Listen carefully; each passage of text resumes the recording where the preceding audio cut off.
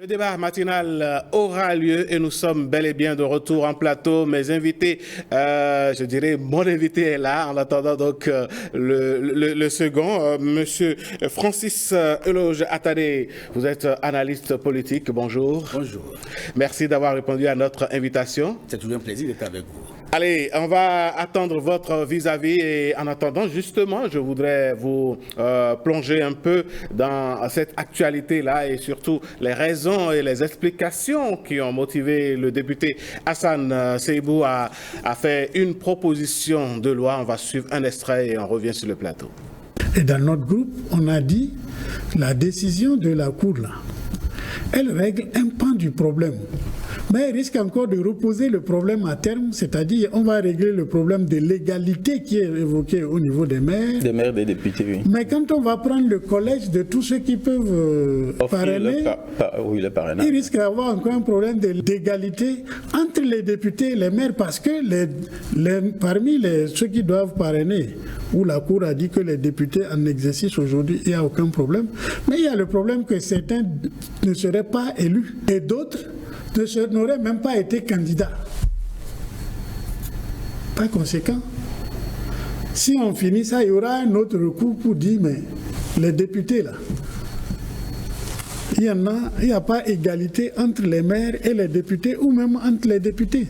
Si nous faisons ce que la Cour a dit là simplement, le système demeure en entrave, comment vous dites, oui, par rapport au régime présidentiel que les réformes politiques ont conservé et consacré. Et le régime présidentiel que nous avons décidé dans ce pays depuis 1990, nous nous rappelons, c'était bien le pouvoir, un président fort, c'est-à-dire un pouvoir présidentiel fort, autour duquel tout le reste est organisé. Si vous organisez les présidentielles après les législatives, ça veut dire que quelques jours avant, vous aurez fait un vote fondamental qui va conditionner ou qui alors va créer des problèmes au président de la République qui peut arriver. C'est-à-dire aux élections de janvier 2026, par exemple, si ça se produisait, il est possible que les démocrates gagnent les présidentielles après et soient minoritaires à l'Assemblée. C'est tout à fait. Là, le président sera contraint à une cohabitation. Cohabitation conflictuelle. Et vous savez bien, toute cohabitation est conflictuelle et finit sur des dégénérescences qui parfois peuvent conduire à des coups d'État. Notre option nous contraint à chercher les solutions les plus efficaces qui permettent au président d'exercer son mandat et d'appliquer sa politique. Et de stabiliser les institutions. Et de stabiliser les institutions. Vous vous rendrez compte que le problème que la Cour nous demande de résoudre, oui, on peut le faire même demain matin, mais ce n'est pas... C'est partiel. C'est très partiel. C'est pour ça que dans mon groupe, nous avons dit, nous préférons qu'on gère les solutions de façon globale. Et aller de façon globale, c'est simplement de regarder les dates des élections, de bouger l'une par rapport à l'autre. C'est pour ça que nous disons, il vaut mieux que le président élu ait la possibilité d'organiser les élections et de se faire une majorité. C'est mieux que le système qui est là actuellement. Si nous reportons les élections législatives après les élections présidentielles, nous préservons le pays de tout ça. Dans ces conditions, il faut qu'on ait le courage de dire à M. le Président qu'il faut que son mandat là soit raccourci un peu. C'est-à-dire, au lieu que son mandat finisse en mai, selon mon schéma, ça va finir en mars. Ça veut dire qu'on va faire les élections en février et le nouveau président sera installé en mars et il pourra faire les élections en avril ou en mai pour que les députés soient installés en juin. Nous aurons préservé le souci du président de ne pas étaler, mais surtout de ne pas rentrer dans les saisons de pluie et garder l'objectif de la réforme de grouper les élections dans une période pour ne pas avoir trop de dépenses à faire et mettre le pays au travail. Le nouveau président, en plus, garde l'avantage d'organiser les élections et de chercher cette majorité. Tous ces problèmes que je dis. C'est pour ça que pour moi, et pour l'analyse que mon groupe avait eu à faire, c'est qu'en reportant ces élections-là, c'est-à-dire les élections générales, législatives et communales, en les reportant après les présidentielles, nous réglons le problème de la décision de la Cour constitutionnelle. Sur le parrainage, il serait complètement vidé. Il n'aurait même plus de sens. Parce qu'on aura des députés, des maires qui seront en exercice et cela évitera justement cette dissonance-là au niveau... Voilà, et nous aurons réglé la suite, par la suite, tous les autres problèmes. Voilà un extrait donc des propos de l'auteur de la proposition de loi déposée sur la table du président de l'Assemblée nationale vendredi dernier. J'ai bien envie de vous demander ce que cela vous inspire comme commentaire, Monsieur Eloge Francis Atadé. Je crois que la Cour constitutionnelle, dans sa décision DCC 24001 du 4 janvier 2024, a demandé évidemment aux députés d'ajuster, de relire et de modifier le code électoral au fin de l'arrimer à l'article 49 de la Constitution. Mais je crois qu'à l'examen, les députés ont compris qu'il y avait plus de problèmes à régler au niveau du code et qu'éventuellement on pourrait aller à une révision constitutionnelle. C'est vrai que les populations sont frileuses lorsqu'on parle de révision constitutionnelle. Or, la Constitution elle-même prévoit les mécanismes de sa révision. Article 154. Et même l'article 156 de la Constitution dit clairement qu'évidemment il faut préserver la forme républicaine de l'État, la laïcité de l'État, mais aussi faire en sorte que ça ne porte pas atteinte à l'intégrité en fait du territoire. Et il y a aussi comme un élément concret dans les fondamentaux, c'est-à-dire les mandats constitutionnels. Et je crois que j'avais la même inquiétude que la plupart des citoyens lorsqu'on parle de révision constitutionnelle. Mais je me suis dit qu'il y a un problème réel lié au parrainage. C'est vrai qu'un citoyen, un certain Berho, a saisi la Cour constitutionnelle, mais sa requête a été déclarée irrecevable. Mais la Cour, en vertu de l'article 121, s'est autosaisie et a pris des contacts avec plusieurs structures, c'est-à-dire que ce soit l'Assemblée, la CEDA, et même certainement qu'il y a eu des pourparlers avec la présidente de la République, au fin de dénouer la crise pour mettre 2026 à l'abri. Il ne faut pas qu'on ouvre une période d'incertitude.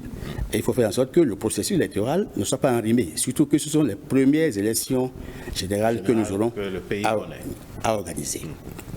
Bon, maintenant, comme la question se pose, c'est normal que les députés, par groupe parlementaire, fassent des propositions pour voir qu'est-ce qui peut réaliser le consensus.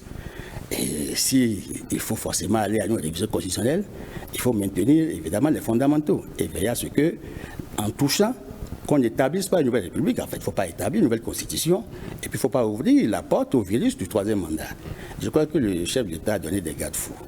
Et j'ai été très heureux qu'une première proposition soit venue sur la table des députés pour régler plus ou moins définitivement la question liée au parrainage.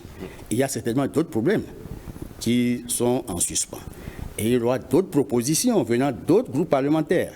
Ils pourront faire la fusion, et étudier, examiner et en faire le débat en fait à la plénière. Et il y a des camps qui se dessinent déjà. Vous savez que les démocrates, a priori, ne sont pas d'accord. Non, de tout. Oui, voilà. Non, on va pas leur prêter d'intention puisqu'ils sont en route pour donner leur réponse comme promis au chef de l'État. Mais pourquoi? La question qui se pose là tout de suite est de savoir pourquoi ne pas avoir respecté les injonctions de la Cour constitutionnelle en retouchant le code électoral et aller directement à la révision constitutionnelle. Non mais écoutez, c'est je crois l'article 42 du code électoral qui posait problème. Et il fallait évidemment réexaminer cet article et l'arrimer à l'article 49. Bon, maintenant au-delà, c'est que même au sein de la Constitution, il y avait de petits problèmes.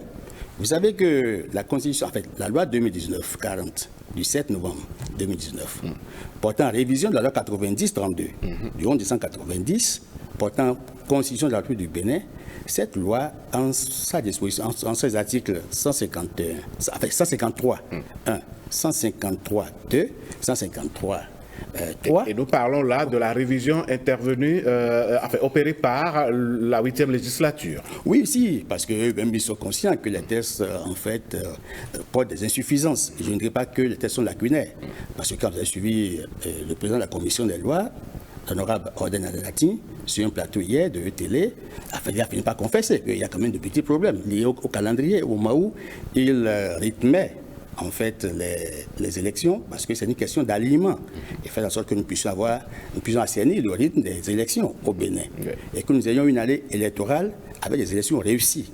Oui, il y a de petits problèmes. L'honorable Akenatode, président du groupe parlementaire, Union progressive du renouveau, aussi sur son franche, après se confesser qu'il y a eu des erreurs, que l'erreur est humaine.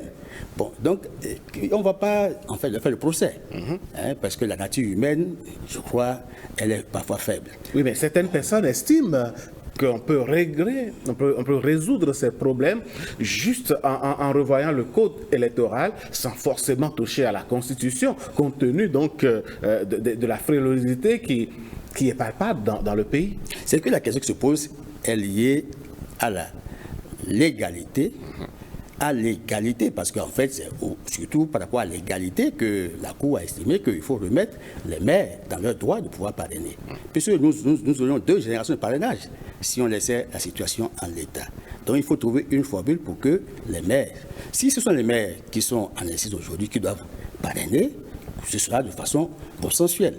Mais par contre, si c'est les maires qui doivent être installés à partir de 2026, et si on doit respecter le calendrier, c'est que il y a des maires, parce que c'est du 1er février en fait au 15, et or c'est le 5, la clôture 5 février, selon le calendrier. Oui. Bon, alors si c'est le cas, c'est que nous nous retrouvons dans la situation où il y a des maires qui pourront parrainer, en fait, nouvelles maires, ancienne génération, et certainement, dans le cas de l'installation des maires, on aura des maires nouvelle génération, et ça ne soit pas cohérent. Il faut faire en sorte que ce soit les maires d'une mandature qui parrainent. Or, il se fait évidemment que la question des dates, puisque au moment où ils élaboraient le code électoral et la Constitution, c'était tellement qu'ils n'ont pas tapé sur des informations liées au calendrier 2026. S'ils avaient fait ça, ces législateurs de la 8e législature auraient réussi à mieux organiser, à mieux orchestrer en fait les élections générales. Et ça nous aurait mis à l'abri des débats qui sont en cours aujourd'hui. Bon, maintenant, ces débats, c'est vrai que lorsque vous voulez corriger l'article 142 du code électoral, mais c'est trop facile de dire qu'on peut l'arriver aussi facilement. Puisque la question où on saute le verrou du parrainage, et si on le saute forcément, on va agir sur l'article 44 de la Constitution qui stipule que ce sont les élus qui parrainent. Donc forcément, on ira à une révision constitutionnelle. Quel que soit le schéma, nous devons toucher à la révision constitutionnelle n'est pas du tout loin. Loin, du tout, du tout.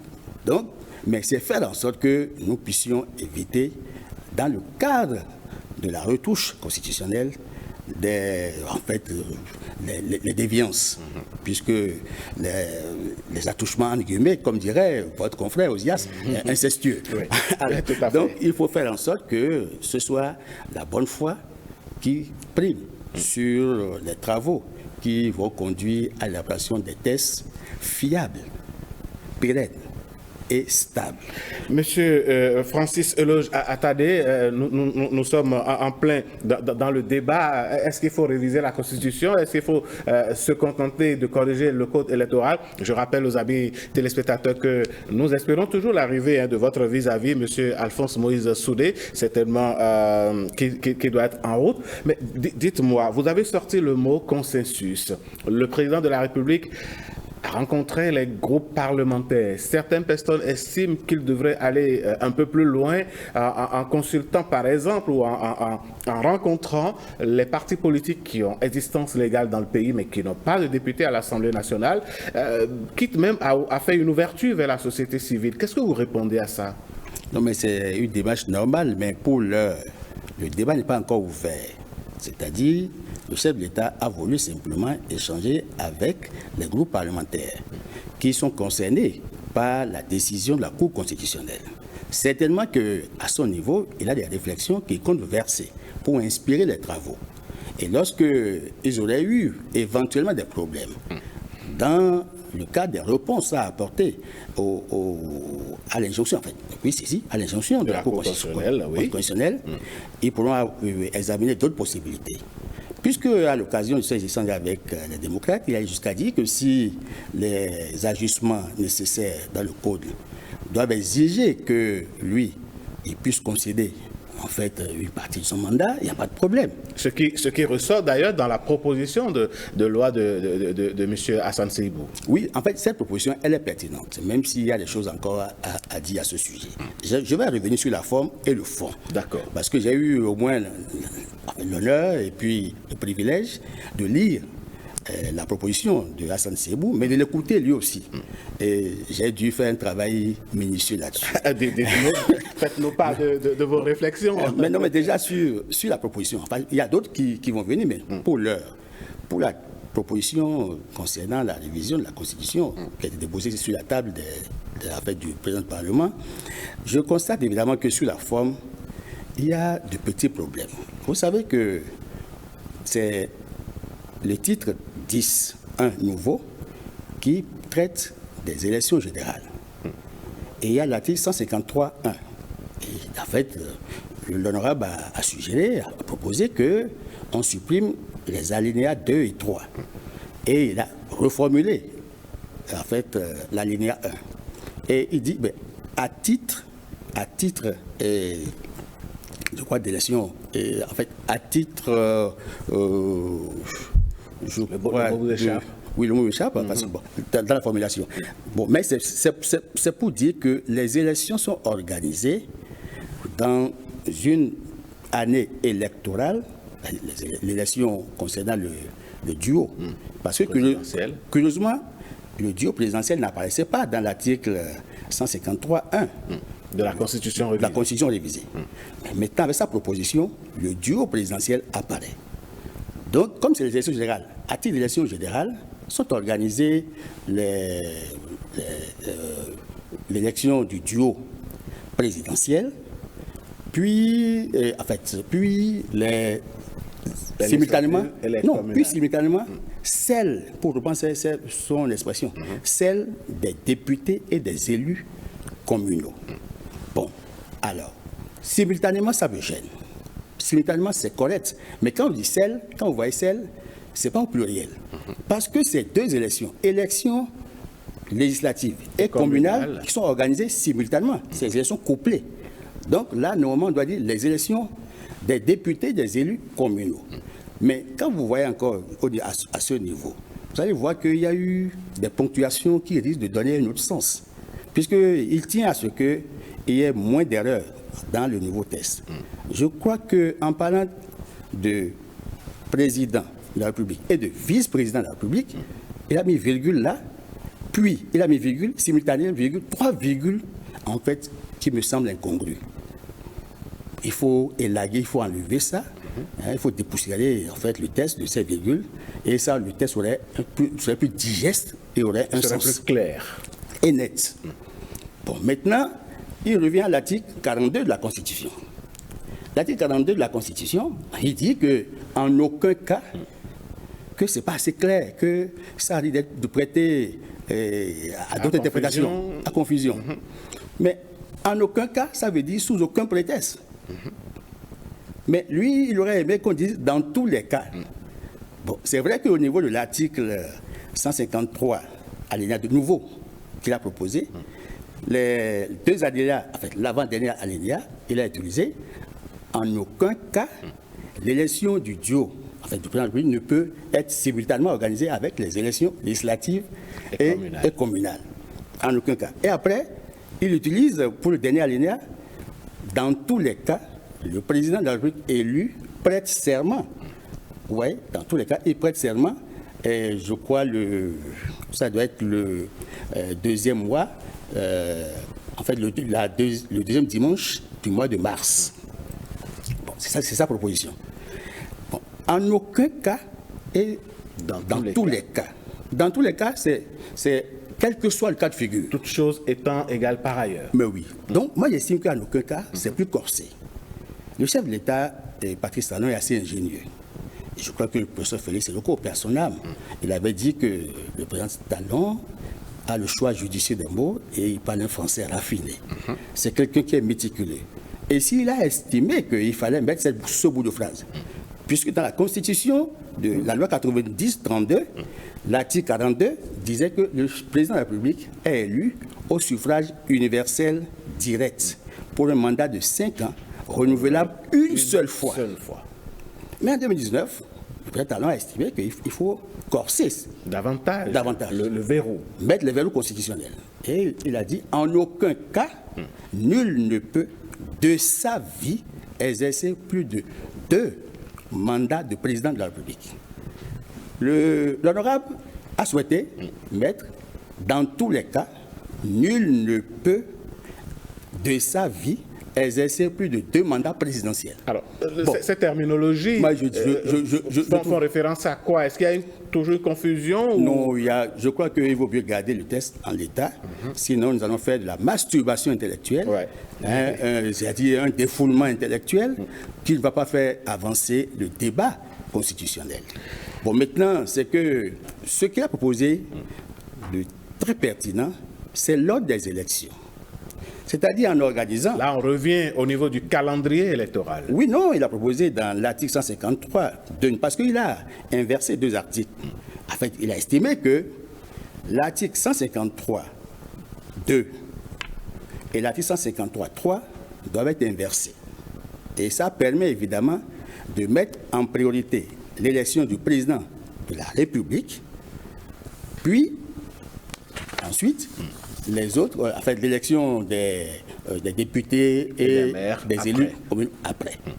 Donc, je crois que l'article 153 de la loi 2019-40 a repris la place de l'article 153.2 et l'article 153.2 a repris la place de l'article 153.3.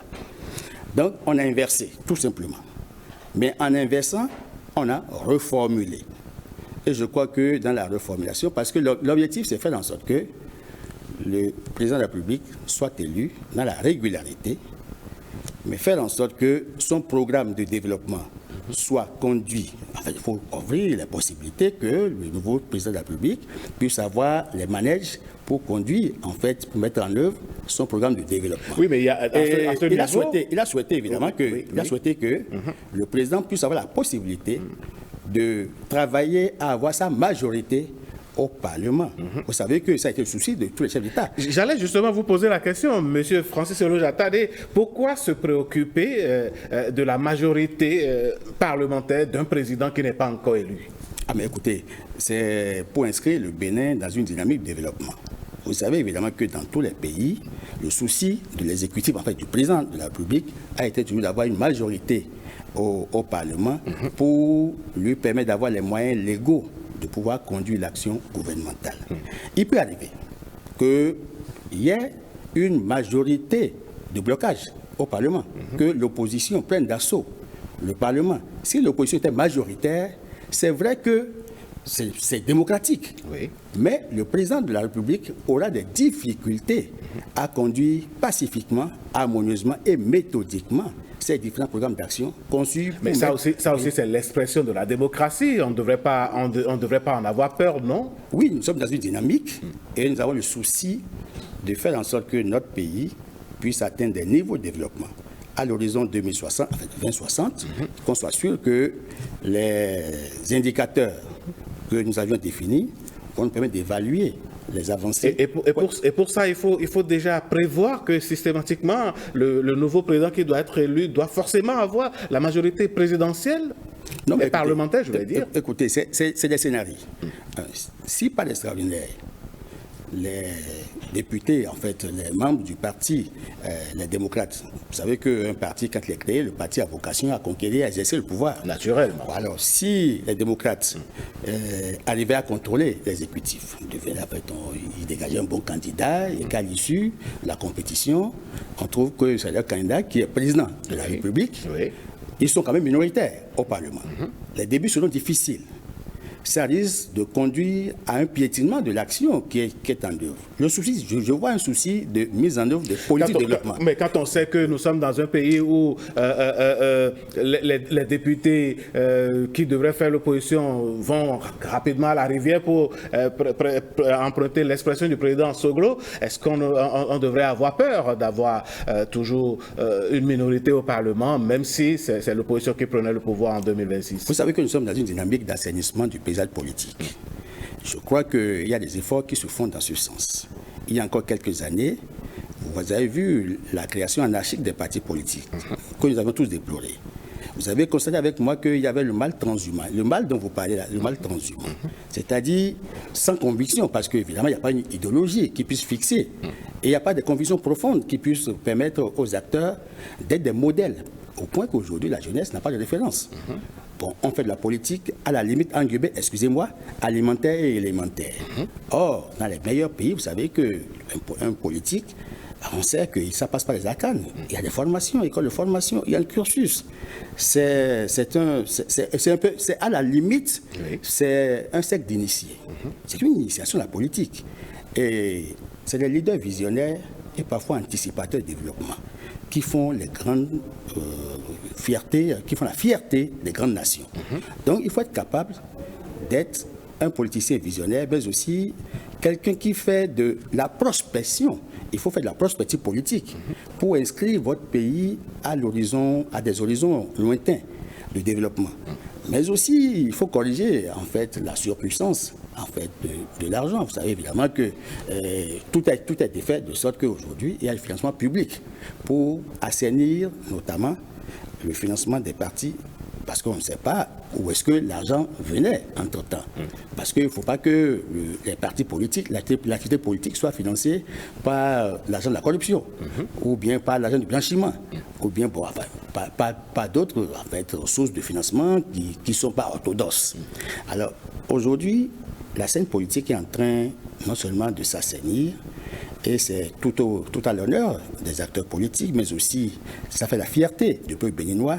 Mais c'est vrai qu'il y a encore quelques temps, comme vous avez dit, les acteurs politiques, les retournements de veste, on les a constatés. Il en a fait les frais. Le printemps, certainement, en fera les frais vers la fin de son mandat. Oui, mais les textes en l'État aujourd'hui ne corrigent pas le mal transhumant. Les députés n'ont pas formellement voté des lois qui empêchent la transhumance. Est-ce que finalement ce n'est pas juste une histoire de beaux discours? Non, mais écoutez, au Parlement, la transhumance n'est pas aussi facile. C'est pas facile. Et avec la constitution des groupes parlementaires. Vous savez évidemment que si vous ne voulez pas être aligné, vous êtes non aligné. C'est un choix. Mais dans une dynamique qui est en cours, il est souhaitable que vous soyez aligné pour porter la voix d'un groupe. Et je crois que c'est vrai que dans les partis politiques, dans les formations politiques, les chapelles, on peut encore regretter que la question, le mal transhumant soit encore en train de rayer. Et il faut trouver les mécanismes pour que nous puissions contrer l'avancée du mal transhumant. Parce que vous avez vu qu'à l'occasion des élections, il y a eu en fait des flux et reflux dans le paysage politique. On a vu des gens qui ont quitté le bloc républicain, tantôt qui sont allés vers UPR, après ce sont réclamés l'autonomie. Je ne veux pas citer le parti politique. Vous avez observé que ça a été un seul mouvement. Mais faisons en sorte que les acteurs soient majeurs et plus responsables. Et que la politique soit un environnement, en fait, une matière saine. Et qu'on apprenne à la jeunesse à faire de la politique avec l'éthique et la morale. Parce que c'est ça qui fera de notre pays un pays grand. La plus grande puissance du monde n'a que les valeurs d'éthique et de morale. C'est vrai que ce n'est pas à 100%, mais on peut quand même tendre vers l'éthique et la morale en politique. Si nous mettons de la rigueur et la responsabilisation dans ce que nous faisons. Je ne dis pas la responsabilité, la responsabilisation. Il faut être capable de responsabiliser les gens pour que dans la redistribution des missions, nous avions, vous et moi, depuis l'enfance, on a dit que quand on fait la politique, on lutte avec un acteur, quand il vient, il y a le partage du gâteau. Non, il doit y avoir le partage des responsabilités et non le partage du gâteau. Et c'est parce que les gens courent après le partage du gâteau quand ils n'ont pas, qu'ils font défection et que leur parti, et ils changent de camp, si bien qu'ils flottent comme une girouette. Or, l'homme politique doit avoir une ligne. Et vous voyez que dans les grands pays, il est rare que vous voyez par exemple un socialiste venir soutenir un libéral. Alors, monsieur Attadé, c'est l'idéal, on est d'accord, mais la réalité sous les tropiques, c'est tout autre chose. Revenons à la rencontre du chef de l'État avec les groupes parlementaires. Le président Patrice Talon a semblé donc expliquer, consulter tous ces groupes parlementaires pour que un travail, le terrain soit balisé, et pour que le code soit révisé dans la tranquillité. Et puis, bon, voilà, malgré tout ça, malgré ces gages, ces assurances, vous avez sorti le mot bonne foi, il semblerait qu'il y a quand même une méfiance qui s'installe. Pourquoi? Qu'est-ce qui explique cela? Non, vous savez que chez nous, il y a le taux de suspicion. Bon, pas forcément ici, il y en a aussi ailleurs. Les acteurs politiques, il faut constater qu'ils se parlent, mais ils ne s'écoutent pas. Ils se parlent, mais ils ne se font pas assez confiance. Parce qu'en politique, la politique est perçue comme un espace, un terrain de dribble. Donc on se dit évidemment que l'homme politique, il est d'une race particulière. Quand il vous parle, il faut tourner et retourner la parole dans tous les sens. Et il faut mettre des garde-fous pour éviter. Il faut savoir s'il n'y a pas de piège ou de peau de banane. Ah mais oui, parce qu'en fait, vous savez que ce sont les stratégies qui permettent à un homme politique d'avoir le contrôle de l'espace. L'homme politique veut contrôler l'espace. Et l'homme politique veut faire prévaloir des visions. Il a une vision, il porte une vision, il veut l'opérationnaliser. Et en chemin, il peut avoir des difficultés. C'est un peu comme ce qui se passe maintenant pour 2026. Je compare ça à un damier obscur. Et quand un damier est obscur et qu'il n'y a pas de projecteur de lumière là-dessus, on ne peut pas bouger les pions. Le chef de l'État, Patrice Talon, a une vision. Il veut l'opérationnaliser. Mais dans ce cadre, il sent qu'il y a des résistances. Il faut donc échanger avec les groupes parlementaires, les acteurs politiques, pour dégager le consensus sur les questions majeures de la République. Je perçois que c'est dans cette dynamique que s'inscrit la rencontre qu'il a avec les acteurs dont vous parlez, et c'est à la recherche des solutions consensuelles. Vous savez que le consensus, en fait, permet d'aplanir les divergences. Si nous sommes d'accord, vous savez évidemment qu'on a posé la question de la loi fondamentale. Le texte constitutionnel, c'est le fondement normatif, c'est la base juridique. C'est en fait le minimum sur lequel on s'est entendu qui organise notre vivre harmonieux ensemble. Et ça qui organise la vie des institutions.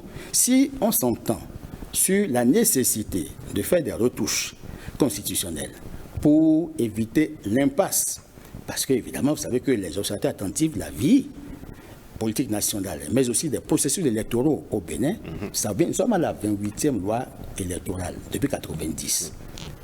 Bon, évidemment, il n'y a pas de loi parfaite, mais on peut améliorer.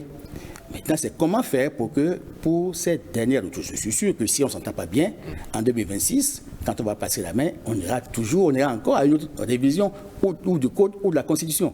Mais il vaut mieux que les acteurs s'asseyent, qu'on initie un séminaire parlementaire, élargi à d'autres acteurs qui n'ont pas pu avoir des élus représentés au Parlement.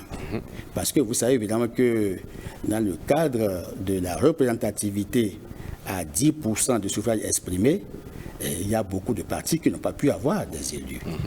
Bon, donc ce n'est pas parce qu'ils n'ont pas des élus qu'ils ne doivent pas être consultés. Ils sont dans le paysage politique et portent des visions. Et il faut tenir compte de leurs propositions dans le cadre de l'élaboration des lois électorales. Parce que les lois régissent notre vie politique en commun. Il faut aussi l'élargir aux acteurs de la société civile. Et au besoin, populariser les tests, le débat pour que les citoyens lambda, qu'ils soient à Tchoumi ou à Kotopunga ou à Wake. Mais on vous répondra que ces populations sont représentées au Parlement par les députés et que, bon, on n'aura pas besoin forcément d'une telle ouverture, ou du moins jusqu'à ce degré. L'ouverture est nécessaire, parce que vous savez que le Parlement, c'est parce que nous sommes dans un système de représentativité. Parce que autrefois, vous savez que dans l'Antiquité grecque, c'était à l'agora, à la place publique, parce qu'il n'y avait pas une démographie aussi écrasante. Mais aujourd'hui, il faut définir par circonscription le nombre de personnes qui doivent représenter la population. Mais c'est pourquoi, vous savez que sur certaines lois, on demande qu'on aille au référendum, qu'on soumette ça au peuple pour son avis. Et pourtant, il est possible de voter au 4/5e. Donc, il peut arriver, compte tenu de la sensibilité des lois, qu'on demande qu'on aille vers les populations et qu'on traduise ces lois-là en des langues vernaculaires pour recueillir leur avis. Parce que ça engage la vie de tous.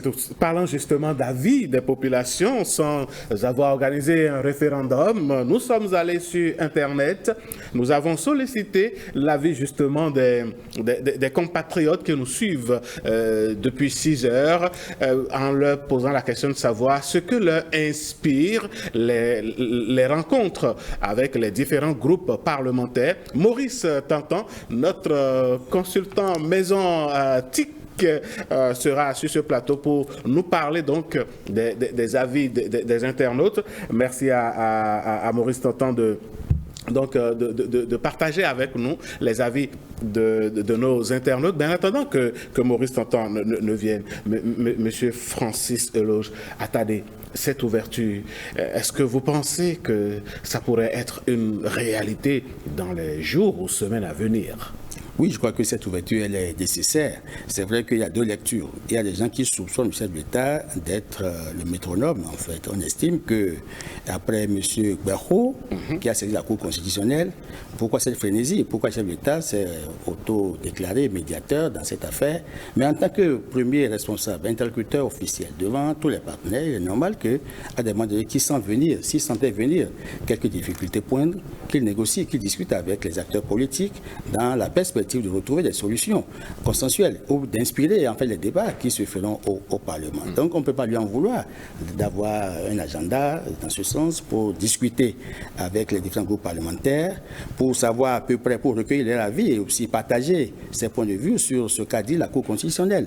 Mais vous savez que l'article 72 de la Constitution, qui fait obligation au chef de l'État chaque année d'aller présenter un discours aux députés sur l'état de la nation, l'autorise aussi à aller à sa guise et à s'entretenir avec les parlementaires. Donc, ce n'est pas forcément dans le cadre de l'adresse. Mon cher Maurice, qui fait donc son entrée sur le plateau. Maurice Tantan, bonjour et merci pour ce travail immense que vous abattez. Nous avons posé la question aux internautes. Quels sont leurs avis? Bonjour Alain, bonjour Monsieur Eloge Attadé. Les internautes ont réagi donc à la question du jour que nous leur avons adressée ce lundi 29 janvier 2024. On leur a demandé, vous l'avez rappelé tout à l'heure, ce que leur inspirait la rencontre entre le chef de l'État, le président de la République Patrice Talon, et les groupes parlementaires représentés à l'Assemblée nationale de notre pays. Et il faut dire que dans les avis des internautes, ils ont salué la démarche qui, pour eux, part d'une bonne volonté du chef de l'État pour, disons, aplanir les divergences éventuelles dans cette démarche de retouche à la loi fondamentale. Éventuellement, donc, il y a certains quand même qui ont avancé quelques réserves, étant donné qu'on est en présence d'acteurs politiques qui ont des postures parfois, disons, raide. C'est ce que les internautes nous ont dit essentiellement dans les commentaires. J'en ai retenu 3 qui résument la substance de leurs opinions et je vais commencer avec Adeyemi Marius Ayena. Il faut dire qu'on est essentiellement sur la page Facebook de 5-7 matin ce lundi. Il nous écrit, cet internaute, donc qu'on ne peut objectivement se prononcer sur cette rencontre car le contenu n'est pas rendu public entièrement. Selon lui, ce qui est sûr, l'action témoigne de la volonté du chef de l'État à trouver une issue favorable à cette polémique, écrit-il, autour de la révision de la Constitution. Pour ma part, ajoute cet internaute, une Constitution peut être révisée évidemment en cas de nécessité, en ce sens que les réalités d'un pays sont éphémères, rendant caduques certains tests. Il suffirait juste de justifier cette nécessité et de passer à l'action sans aucun tapage, car il doit avoir mieux que des débats incessants sur un seul sujet, estime Adeyemi Marius Ayena. Autre commentaire sur la question du jour, Edouard Nkoué nous dit que si le président de la République devrait accepter la proposition des uns et des autres concernant une assise nationale des acteurs politiques, le Bénin serait un pays où il fait bon vivre. Une famille sans dialogue est catastrophique. Rappelle cet internaute qui donc réagit ainsi sur la question du jour. Un dernier commentaire pour la route, mon cher Alain. Oui, il est signé Bokor Roland Kalis qui nous dit que c'est une bonne démarche du chef de l'État, malgré sa majorité arithmétique à l'hémicycle. Quand il s'agit des problèmes de la nation, il faut associer toutes les tendances, y compris les minorités, écrit cet internaute qui tout de même s'interroge et se demande si le président a-t-il vraiment besoin d'une majorité pour modifier cette loi électorale. S'interroge donc, comme je vous l'ai dit, c'est cet internaute. Donc voilà, en résumé, ce que nos amis ont pensé de la question du jour de ce lundi matin. Merci Maurice Tantan, mais moi j'aimerais bien avoir aussi votre avis, et même si vous ne le postez pas sur Facebook, on demande la relecture du code électoral et bam, on retrouve une proposition de loi portant révision de la Constitution sur la table du président de l'Assemblée nationale. Est-ce qu'on n'est pas allé un peu loin et trop vite? Pour ma part, en politique, comme on dit, tout est possible. Je pense que les inquiétudes des uns et des autres se situent peut-être à deux niveaux. Le premier niveau, c'est que on est dans un contexte de fin de mandat et donc il y a des inquiétudes légitimes qui sont soulevées naturellement lorsqu'on est en fin de mandat. Vous savez, il y a, qu'on le veuille ou pas, le chef de l'État a beau le rappeler, insister, son porte-parole, le porte-parole du gouvernement a beau insister, mais dans le débat, dans l'opinion publique, une question de troisième mandat, de la retouche de certains articles, disons, important, sensible, voilà. Donc les gens ont des inquiétudes. Il y a ce timing-là, et comme vous savez, en politique, le timing est très important, qui peut susciter ce genre de réaction inquiétante, et c'est normal. Après, ce qui est aussi constant, c'est que la loi fondamentale peut faire l'objet de retouches à tout moment, et ce qu'il faut saluer ici, et je pense que ça a le mérite de rassurer les uns et les autres, quoique en tant qu'acteurs politiques, enfin les acteurs politiques sur le terrain peuvent avoir des inquiétudes légitimes et tout, avoir des positions. On a vu ce qu'il faut souhaiter en tant qu'observateur, c'est que cette démarche de consultation globale puisse aboutir à un consensus que nous savons ici au Bénin est fondamental. C'est que dans toutes les démarches, que ce soit retouche à n'importe quel texte de loi, la Cour constitutionnelle a déjà statué, a dit que le consensus est une valeur constitutionnelle et qu'il faudrait respecter. Donc le chef de l'État s'inscrit dans cette démarche.